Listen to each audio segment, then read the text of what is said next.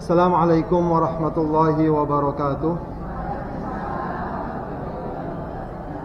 Bismillahirrahmanirrahim. Alhamdulillahi rabbil alamin.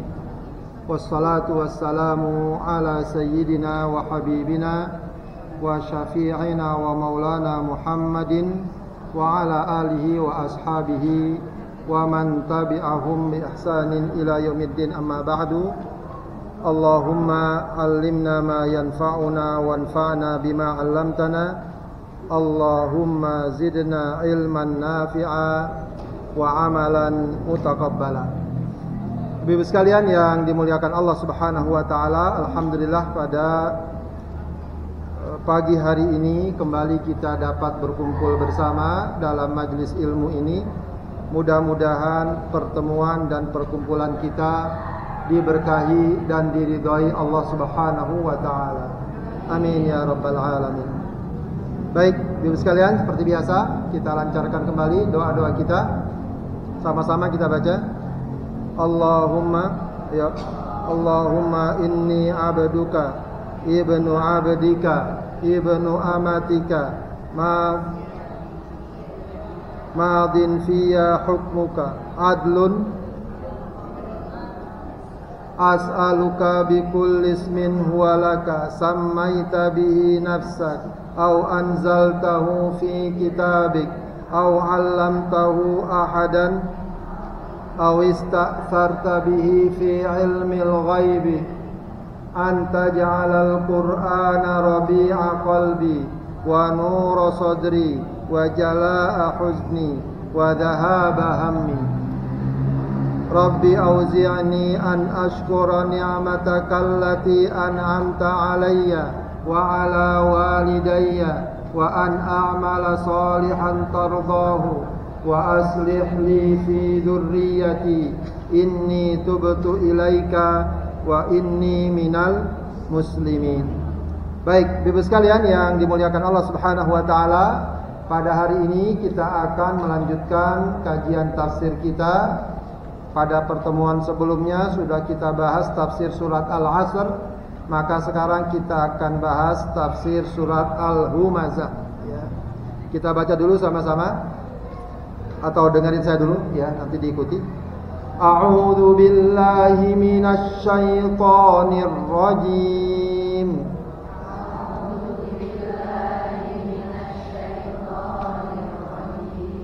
Bismillahirrahmanirrahim.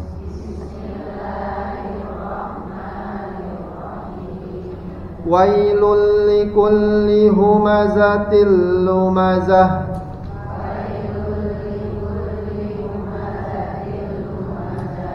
Alladzi jama'a malan wa 'addadah.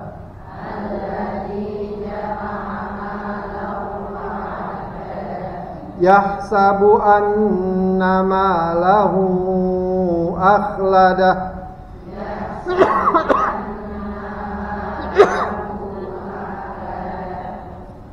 Kalla la yumbadanna fil hutamah.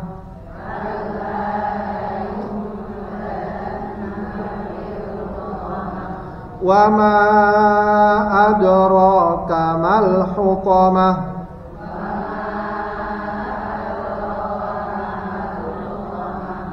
Narullahil muqadah.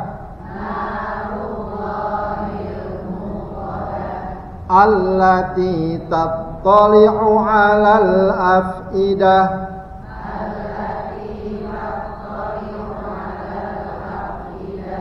Innaha 'alaihim muqsadah.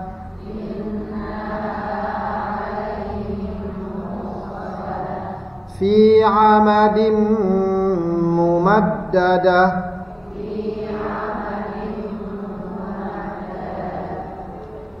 Baik, surat ini dinamakan surat apa, Bu? Al-Humazah. Al-Humazah. Allah Subhanahu wa taala mengawali surat ini dengan kalimatu jazrin atau kalimat ancaman dan peringatan Allah katakan wailul likulli humazatil lumazah. Wail kata dalam tafsir Jalalain artinya kalimatu adzabin aw wadin fi jahannam. Wail itu adalah kalimat azab, maksudnya ancaman. Ya, kalau bahasa kita celakalah, begitu ya. Celakalah. Atau ada juga yang mengatakan bahwa wail adalah wadin fi jahannam. Sebuah lembah di neraka jahannam. Maka ada yang memang mengatakan bahwa wail adalah nama bagi sebuah lembah di neraka jahannam. Ya, disebut dengan neraka wail. Ya. Tapi juga dia bisa berarti dan bermakna ancaman atau kalimat azab, kalimat yang menjelaskan tentang azab kecelakaan pada seseorang. Wail. Ya. Kalau dalam bahasa Arab itu, kalau orang-orang Arab kalau bilang celaka kamu, dibilang apa? Wailak. Celaka kamu, gitu ya. Wailak. Baik. Kepada siapa Allah Subhanahu wa taala memberikan ancaman akan azabnya, ancaman akan neraka? Ya. Kata Allah Subhanahu wa taala wailul likulli humazatil lumazah. Ya. Likulli artinya apa? Untuk setiap orang, untuk semua orang. Ya. Ini memang berlaku untuk semuanya. Ya, meskipun para ulama mengatakan ayat ini terkait dengan beberapa person atau pribadi yang meledek dan menghina serta menggunjing Rasulullah Sallallahu Alaihi Wasallam. Ya, di antara disebut Umayyah bin Khalaf, Walid bin Mughirah dan lain sebagainya. Tapi dengan kata-kata likulli, maka makna dan pesannya bukan hanya kepada mereka, tapi kepada siapa saja. Siapa yang diancam? Humazatil lumazah. Ya. Humazah ay kathirul hamzi wal lamzi. Ya. Orang yang sering al-hamz wal lamz. Hamz dan lamz itu orang yang suka meledek, menghina. Ada juga mengartikan suka menggibah. Ya. Al-hamzu wal lamzu. Ya, ada yang membedakan al-hamzu itu ledekan dengan ucapan. Kalau bahasa kita dengan verbal. Ya. Ya, dengan meledek atau menghina dengan bahasa-bahasa verbal. Ya, mungkin terkait tubuhnya, terkait statusnya, terkait sukunya, itu al-hamz, ledekan. Menghina maksudnya, ledekan yang maknanya menghina. Ya, kita kadang-kadang kalau bahasa meledek itu ya bisa bercanda, tapi bisa juga yang dimaksud di sini menghina. Ya, menjatuhkan seseorang dengan ucapan-ucapan verbal yang dia sampaikan. Ya, yang tujuannya adalah menjatuhkan martabat dan kedudukan seseorang. Baik langsung di hadapannya atau di luar itu, ya, jauh atau tidak di hadapannya. Ya, kalau tidak di hadapannya biasanya masuknya kepada perkara apa? Perkara ghibah. Ya, perkara ghibah. Walamz, al-lamz itu ada yang mengatakan ledekan atau hinaan dengan gerak tubuh. Ya, dengan gerak tubuh. Ya. Biasanya dengan apa? Kedipan mata, dengan pandangan sinis. Kan ada orang-orang yang memandang kita misalnya dengan pandangan apa? Sinis, pandangan merendahkan, pandangan menjatuhkan. Itu termasuk, ya. Walau dia nggak ngomong, tapi dari apa bahasa sekarang itu? Gaya tubuhnya, ya, dari mimik mukanya kelihatan bahwa dia misalnya menghina kita, ya, meledek kita, ya, ingin menjatuhkan kita dan seterusnya. Itu pun juga tidak dibolehkan dan diancam oleh Allah Subhanahu wa taala, wailul likulli humazatil lumazah. Jadi ayat ini memang dikaitkan dengan kata Al-Imam As-Suyuti dalam tafsir Jalalain, nazalat fi man kana yaghtabun nabiyya sallallahu alaihi wasallam wal mu'minin. Ayat ini turun kepada orang yang suka ngomongin ya dengan nada menjelekkan, dengan nada keburukan ya, atau dengan bahasa lain ghibah. Apa tuh ghibah, Bu? Ya, kata Rasulullah apa ghibah? Dzikruka akhaka bima yakrah. Itu ghibah. Ketika kamu ngomongin saudara kamu sesuatu yang tidak disukai oleh saudara kamu. Itu namanya ghibah. Kita ngomongin saudara kita. Yang seandainya saudara kita dengar kita ngomong seperti itu, dia akan marah. Dia tidak suka. Walau itu perkara benar. Paham gak? Bukan bohong, bukan hoax, tapi benar. Cuma yang benar itu saudara kita, teman kita nggak suka kalau diomongin kemana-mana. Itu namanya ghibah. Ini perbuatan yang ya boleh dikata kadang-kadang ringan kita melakukannya. Maka perlu sering diingatkan agar perbuatan seperti ini jangan jadi kebiasaan kita. Jangan jadi style kita. Ya, dikit-dikit ghibah. Ya. Pagi-pagi baru ketemu temennya langsung aja, ada isu apa pagi ini? Udah tanya gitu aja sama temen. Senang banget ya, ada gosip apa pagi ini? Ya. Jadi jangan cari-cari itu gosip. Ya. Karena gosip itu akan membuka peluang ghibah tadi yang sangat besar. Ya. Dan itu dilarang dalam Islam. Jadi ghibah, meledek orang, menghina orang, mencaci orang, baik dengan perbuatan, baik dengan ucapan, itu adalah perbuatan yang sangat dilarang dalam ajaran Islam. Ya. Dan ini tentu saja sesuatu yang sangat penting dalam kehidupan kita sehari-hari. Ya, betapa pergaulan, hubungan bisa rusak karena perkara seperti ini. Ya, betapa persaudaraan kadang-kadang menjadi keruh, menjadi terganggu ketika ada satu pihak melakukan ghibah kepada saudaranya. Maka Allah ancam perbuatan tersebut dengan bahasa yang sangat tegas, wailul likulli humazatil lumazah. Ya. Maka sebagai seorang muslim kita diingatkan oleh Rasulullah SAW dalam hadisnya, al-muslimuna man salimal muslimuna min lisanihi wa yadihi. Orang muslim itu adalah orang yang muslim lainnya selamat dari apa? Lisannya dan tangannya. Jadi bukan cuma dari tangan kita orang lain selamat. Kita nggak pukul, kita nggak sakiti, kita nggak lukai, tapi juga dari lisan kita. Ya. Hendaknya orang lain juga selamat. Ya. Dari tuduhan kita, dari omongan kita, dan seterusnya. Itu tentu hal yang sangat penting untuk kita ingat ya, karena ini memang ya orang bilang apa? Lisan tidak bertulang, gampang banget ngomongnya. Ya, kalau orang merasa bersalah mukul orang, kadang-kadang dia tidak merasa bersalah, lisannya menyakiti orang. Maka penting kita latih ya lisan kita.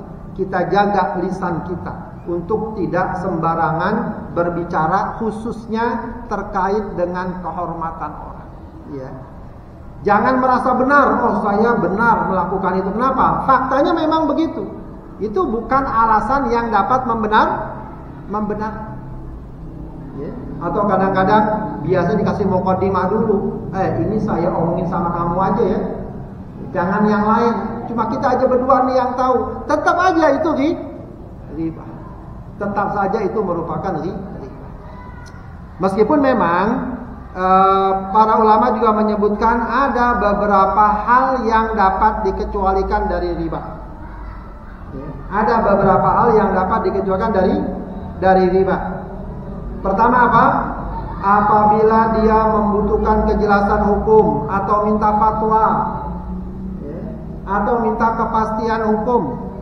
Dia tanya seorang guru, seorang kiai, atau mungkin orang yang terkait dengan bidang tersebut, ya, apakah mungkin hakim atau apa, terkait misalnya urusan rumah tangga atau urusan pergaulannya, ya, maka dia kisahkan peristiwanya yang mau tidak mau akan menyebutkan seseorang.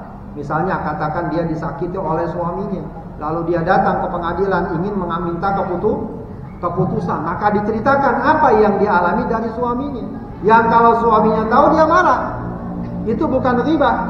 Ya, kenapa? Karena dia membutuhkan kejelasan hukum, dia membutuhkan fatwa. Ya, selama itu disampaikan kepada orang yang tepat, ya, tidak juga kepada sembarang orang. Ya, ada juga riba dibolehkan kepada siapa? Kepada orang yang terang-terangan dan tampak jelas terbukti melakukan tindakan yang merugikan orang lain. Ya, kita mengetahui si fulan, ya, kerjaannya suka menipu orang, maka boleh kita peringatkan orang-orang yang kita kenal untuk berhati-hati dari orang tersebut, karena berdasarkan pengalaman yang betul-betul dia alami atau dia ketahui, ya, orang itu sering melakukan penipuan. Misalnya, meskipun ini juga harus hati-hati, bukan semata-mata karena isu, bukan semata-mata karena berita yang dia dengar tanpa dia pastikan. Tapi kalau beritanya sudah betul dia pastikan, ya, dan dia ingin memberikan perlindungan atau informasi kepada saudaranya agar tidak tertipu, agar tidak rugi akibat perbuatan orang tersebut, tidak mengapa dia sampaikan. Tidak mengapa dia sampaikan. Ada juga riba yang dibolehkan ketika memberikan peringatan secara umum apabila seseorang secara terbuka melakukan kemungkaran dan mengajak pada kemungkaran. Maka boleh orang seperti kita omongin di depan jamaah, hati-hati dengan si fulan, jangan ikuti gerak atau contoh dia adalah orang yang buruk, perbuatannya tidak benar, itu tidak mengapa. Ketika orang tersebut terang-terangan melakukan kemungkaran dan mengajak orang pada kemungkaran, ya, itu pun tidak mengapa kalau seseorang memberikan peringatan kepada saudaranya dengan membicarakan orang tertentu. Termasuk juga riba yang dibolehkan, ya, adalah ketika mengadukan kezaliman. Ya, tadi mungkin sudah ada syaratnya. Ya, tadi bukan cuma sekedar kezaliman, tapi pengen tahu status hukum. Ya, kalau juga ada pihak yang nyata-nyata berbuat zalim, maka kita adukan pada pihak-pihak tertentu, itu pun bukan riba, ya, karena itu juga ada kepentingan, ada kebaikan bersama.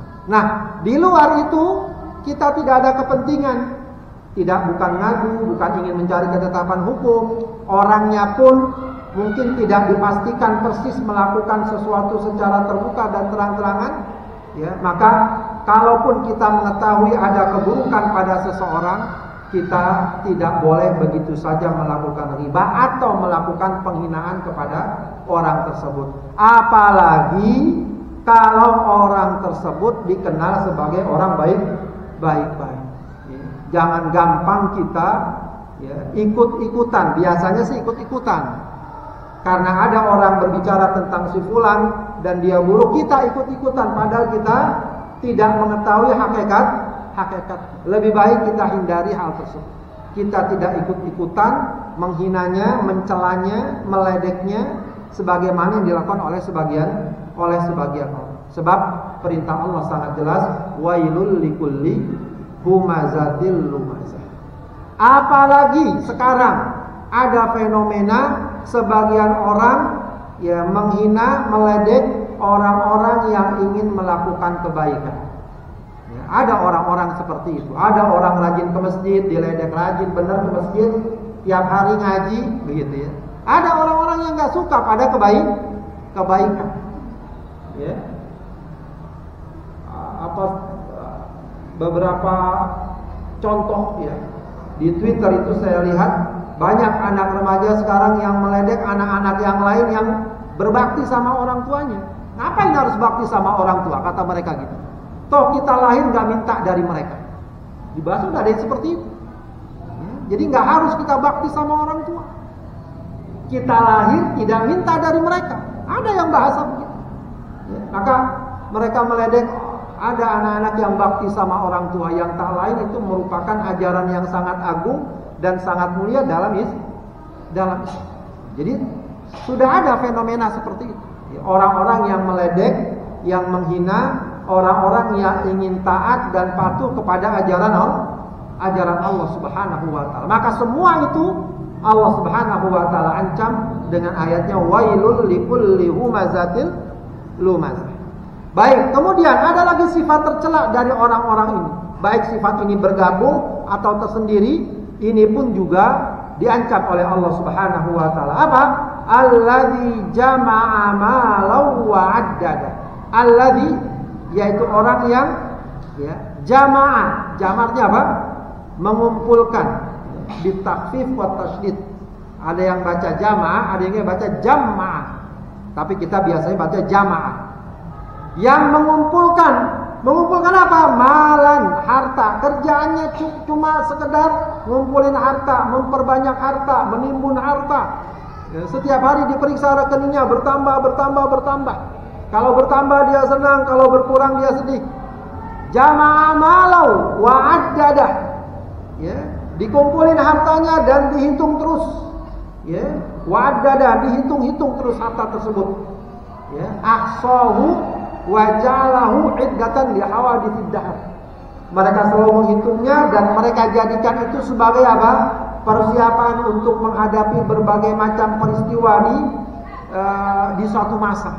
Ya, jadi orang-orang seperti ini adalah orang-orang yang menganggap hartalah satu-satunya yang dapat mereka andalkan untuk menghadapi berbagai macam peristiwa yang terjadi. Ya. Atau dengan kata lain, orang-orang yang hanya bersandar pada kekuatan harta, pada kekuatan materi. Ya, padahal kita tahu semua, kita bahkan mungkin pernah mengalami bahwa harta tidak selamanya dapat kita andalkan. Tidak selamanya dapat kita jadikan sebagai patokan untuk mendapatkan keselamatan, mendapatkan kebahagiaan, mendapatkan kesenangan. Tidak selamanya.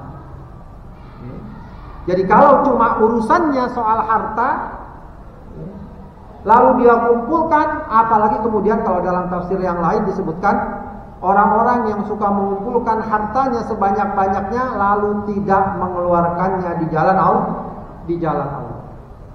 Ya.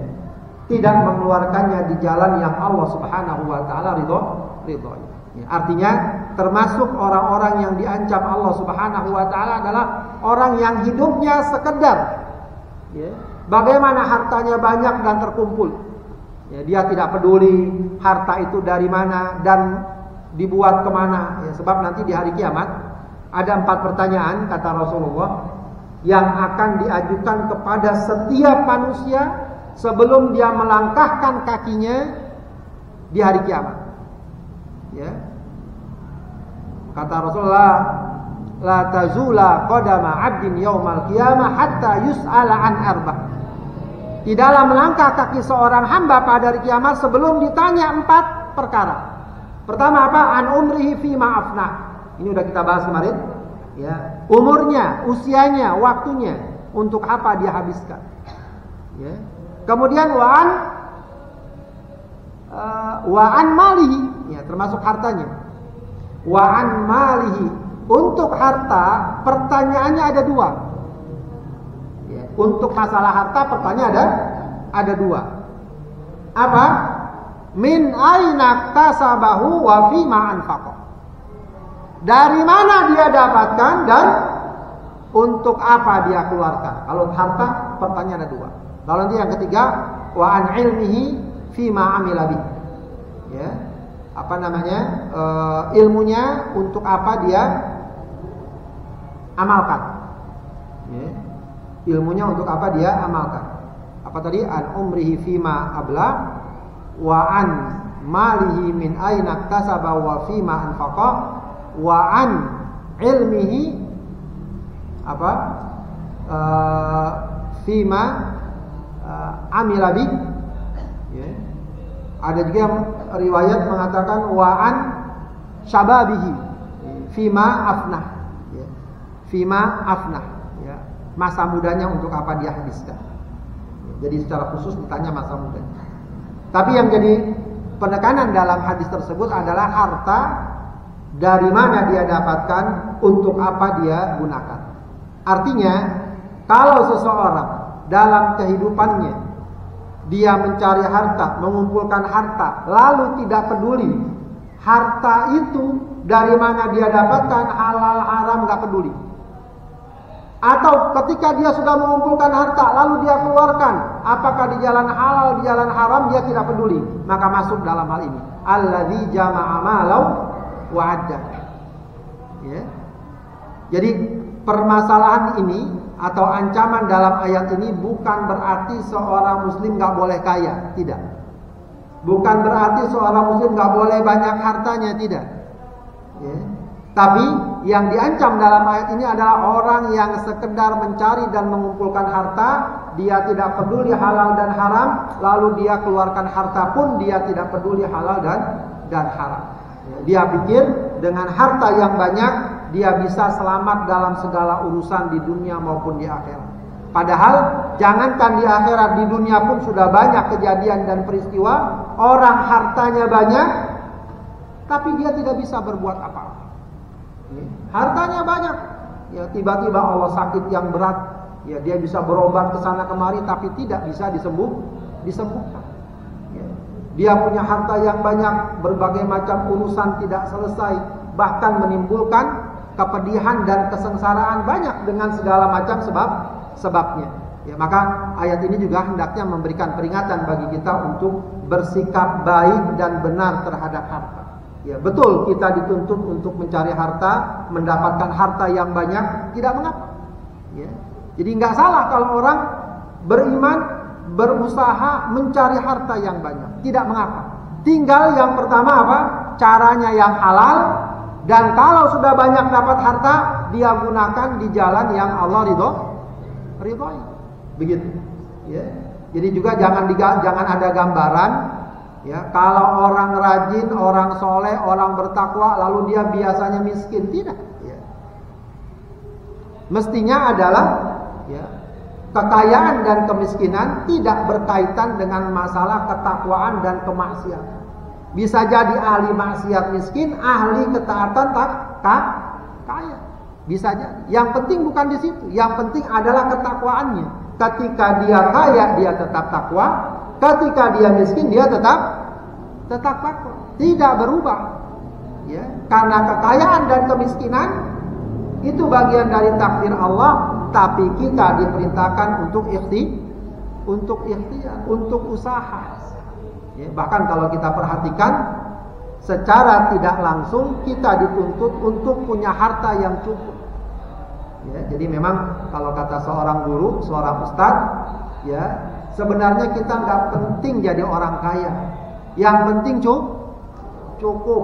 Mau makan cukup. Mau bikin rumah, mau beli mobil, nah itu yang penting. Ya. Kadang-kadang orang kaya beli rumah nggak cukup, begitu ya. Beli mobil nggak cukup. Yang penting cukup.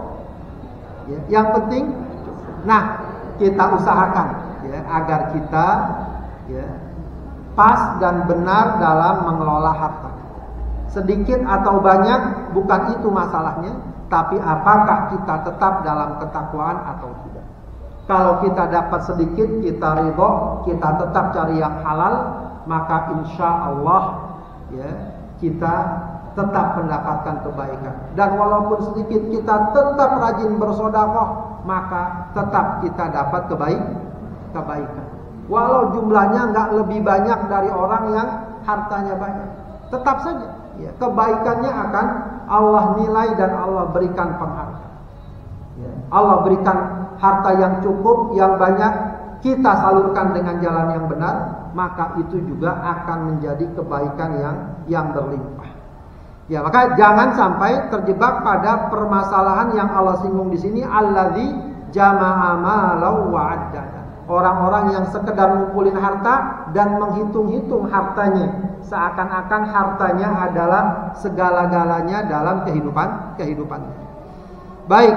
Kemudian yahsabu, yahsabu li jahlihi annama lahu akhladah. Dengan kebodohannya dia mengira, yahsabu dia mengira. Ya.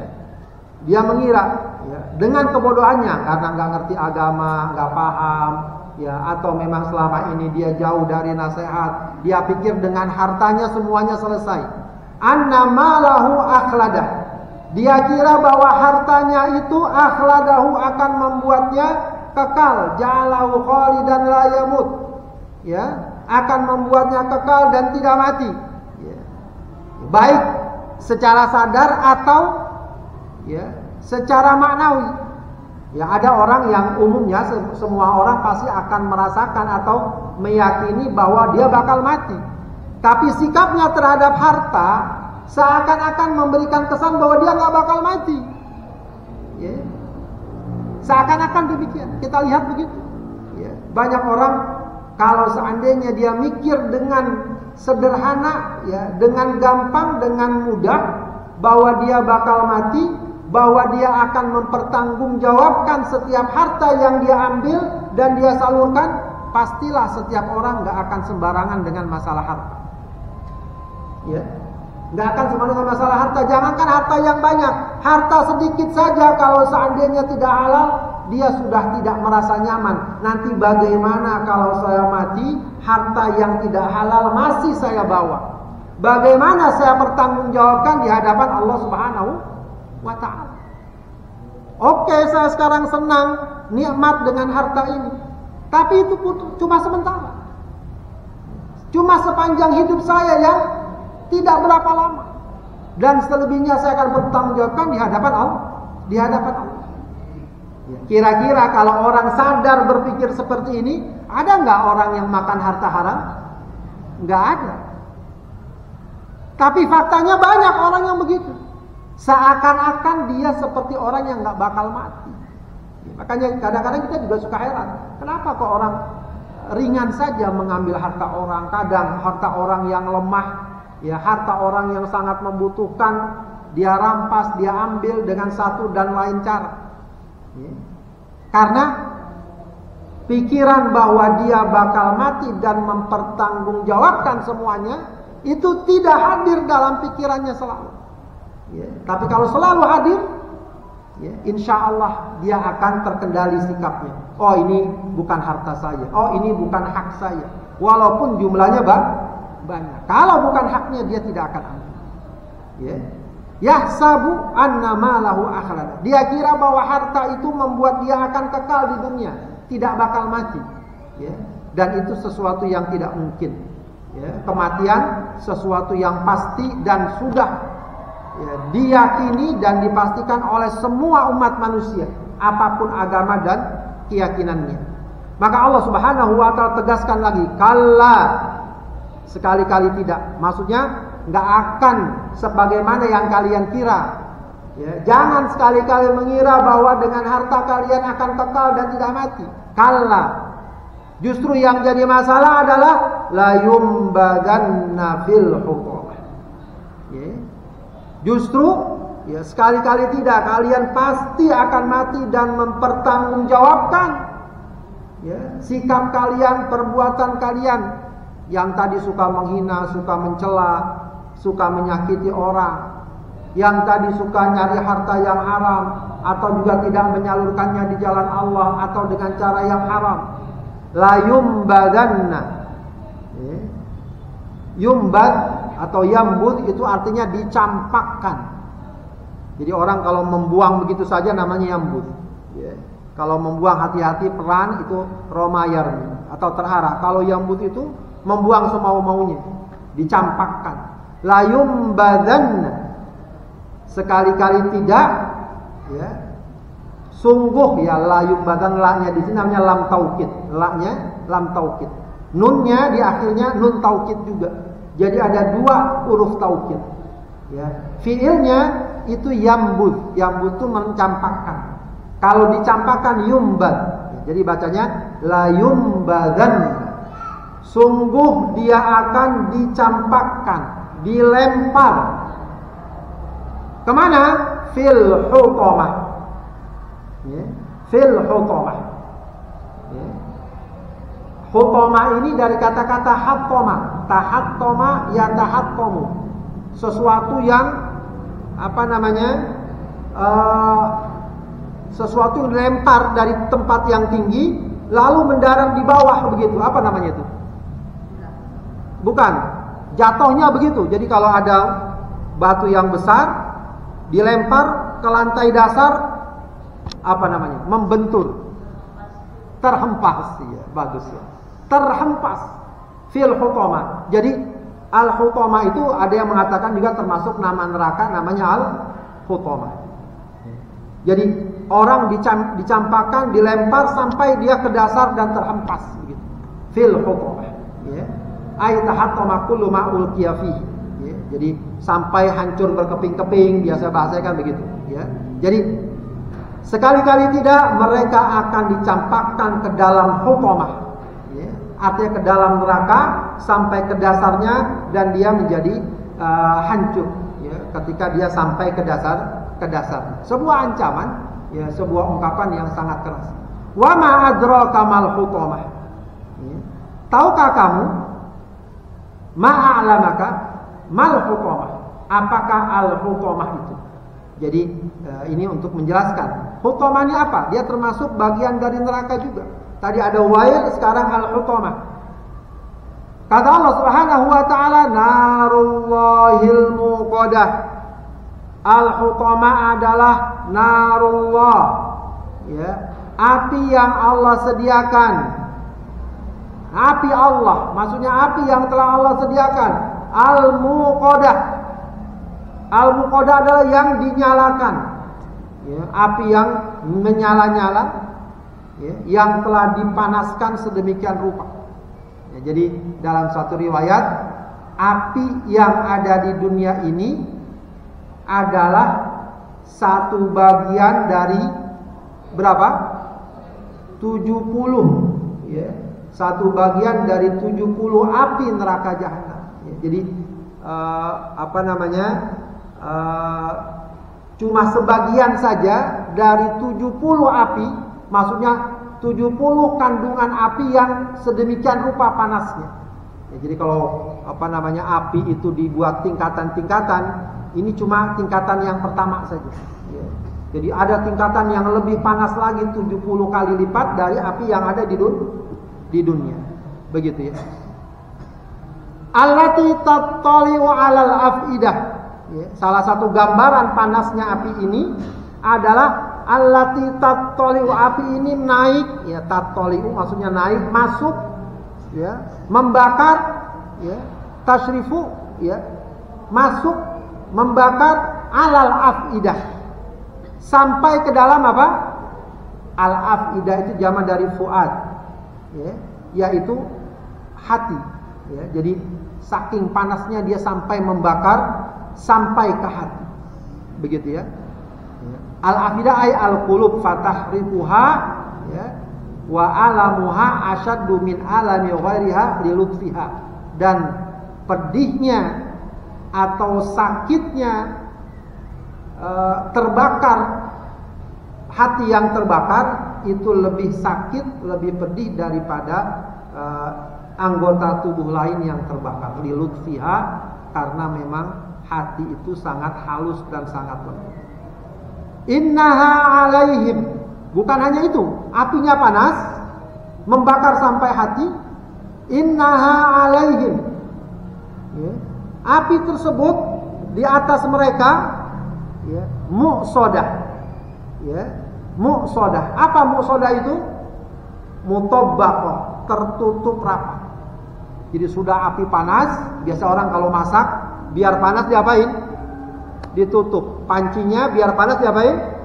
Ditutup. Nah, azab neraka itu seseorang diazab dengan api yang panas dan berada di ruangan yang tertutup sehingga semakin panas. Fi amadin, ya, pada tiang-tiang mumaddadah yang memancang, yang panjang. Ya, di sini dikatakan kalau dalam tafsir Al-Jalalain, sifatun lima qablahu fatakunun nar dakhilul amad.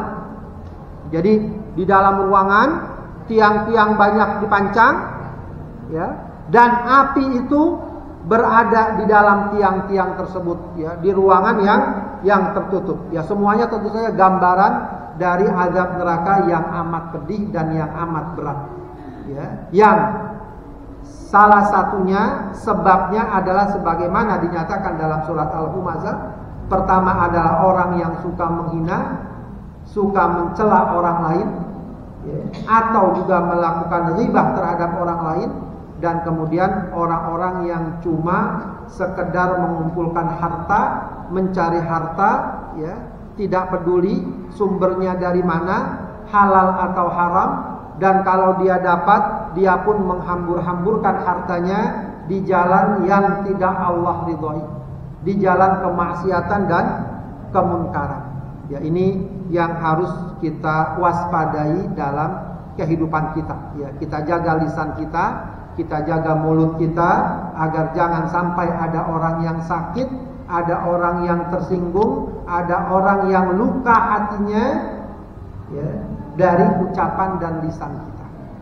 Ya, sudah sering kita dengar ucapan orang kalau dipukul pakai tangan sakit tapi cepat sembuh. Tapi kalau luka karena perkataan seseorang biasanya lama sembuhnya. Ya, biasanya lama sembuhnya. Itu memang bahaya dari lisan yang harus kita jaga. Baik, demikian Ibu-ibu sekalian penjelasan tentang surat Al-Humazah, ya. Mudah-mudahan dari pemahaman terhadap surat ini semakin membuat kita lebih berhati-hati dalam menata ucapan dan perkataan kita, dan juga lebih berhati-hati dalam mengelola, dalam mencari uang, ya, dalam mencari harta, dan juga kita juga pandai mengeluarkan dan menggunakan harta kita pada jalan yang Allah ridhoi. Wallahu a'lam bishawab. Assalamualaikum warahmatullahi wabarakatuh.